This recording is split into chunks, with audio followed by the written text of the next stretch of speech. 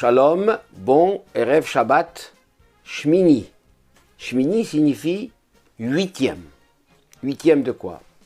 Eh bien, le texte nous dit, ce fut le huitième jour de l'inauguration du Mishkan, du sanctuaire, du tabernacle dans le désert. Le texte raconte longuement qu'il y a eu d'abord Shiv'at Yimei HaMiluim, les 7 jours d'inauguration, de préparation, dans laquelle la Shrina, la présence divine, n'a pas résidé dans le monde, dans le temple, à tel point que le Moshe, Aaron surtout, et le Bnei Israël s'inquiétaient. Est-ce que Dieu nous a vraiment pardonné, puisque la construction du Mishkan voulait montrer que Dieu a pardonné au peuple juif et qu'il va résider au milieu d'eux. Et voilà, 7 jours passent et rien arrive. La présence divine n'est pas là. Et ce ne fut que Vahi Bayom Hashmini, le 8e jour, que Moshe appela Aaron et il a fait tout le service. Ils ont prié, ils ont remercié Hachem, ils ont béni le peuple, et la Shrina, la présence divine, est venue dans le temple. Et là, depuis ce moment-là, on savait, et le monde a su, Akadosh Baruch Hu a pardonné la faute du Vaudor. Or, ce jour, Shmini, était un grand jour, un gros de grande joie. C'était le premier Nissan, un moment nouveau, une nouvelle ère qui s'est ouverte au peuple juif. Alors il fallait l'appeler le Yom Rishon, le premier. Pourquoi est-il 8e après les 7 jours qui le précèdent? Car en réalité, il faut savoir que les chiffres 7 et 8 représentent deux situations différentes. Le 7 représente la nature. Tout ce qui est fait par l'œuvre de l'homme. Bien sûr, c'est Dieu qui fait la nature. Mais c'est l'homme qui travaille dans la nature, dans les règles de la nature, du monde. La création du monde, c'est fait en 7 jours. 6 jours de travail et 7e jour de repos. D'ailleurs, on le voit dans la nature. Le groupe de 7 jours, pourquoi?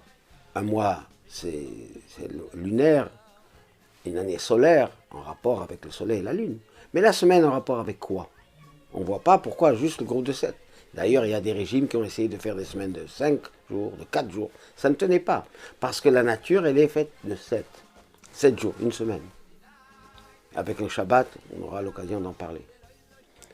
Par contre, le chiffre 8 représente le surnaturel, le dépassement. Quand c'est la Kedusha, la présence divine qui réside à la suite des 7 jours de travail. C'est pour cela que la Brit Mila, la circoncision, se fait à 8 jours. La fête de Hanouka dure 8 jours. La grande Kedusha, la joie de Simchat Torah, c'est Shmini Atzeret, le 8e jour. 7, ça représente le travail de l'homme, et 8, c'est la récompense, la révélation divine. Mais c'est une continuité, c'est une suite. Le 8 dépend des 7. Une fois qu'on fait notre travail pendant la période du 7, on arrive au 8. Et c'est ça l'importance de nos jours maintenant. Nous sommes dans la période qui nous prépare pour la venue du Mashiach. Comme dit Admor Hazaken dans le Tanya, que tout l'avènement et la révélation messianique dépend de nos œuvres, notre travail et de tout ce que nous fournissons spirituellement et matériellement pendant la période de l'exil. Donc pour arriver au 8, c'est ce qu'on demande de nous maintenant, nous préparer et de préparer le monde à la venue du Mashiach par le travail, par les efforts que nous allons fournir. Ce qui veut dire simplement faire la Torah, les mitzvot, aimer son prochain comme soi-même, faire tout ce que Hachem nous demande, dans les règles du monde matériel, dans nos moyens, dans nos possibilités. Et le résultat sera effectivement le 8. Le 8, par exemple, disent nos sages, que la harpe de l'époque du Beth Amikdash, du 3e temple, aura 8 cordes. C'est-à-dire, on dépassera ce qui habituellement c'est 7, parce que ça signifie qu'on atteindra ce niveau du 8. Et ça, c'est la récompense du travail que nous fournissons maintenant.